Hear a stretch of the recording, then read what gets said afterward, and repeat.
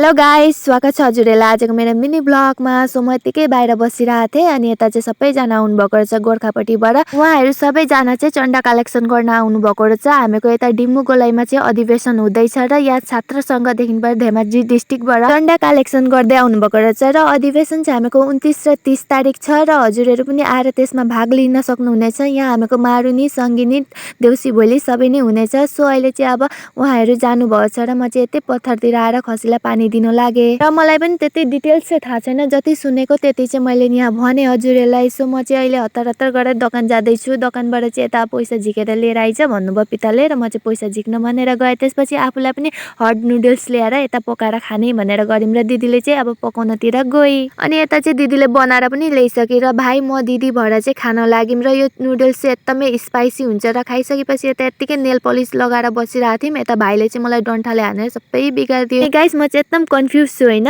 फार्स्टमा चाहिँ डान्सको भिडियो हाल्नु कि र कमेडी भिडियो हाल्नु भनेर हो। त्यो चाहिँ हजुरहरूले कमेन्ट गरेर भन्नु, फार्स्ट डान्स भिडियो हाल्नु कि कमेडी भिडियो हाल्नु। सो आजले चाहिँ भिडियो यति नै guys, bye bye, thank you for watching.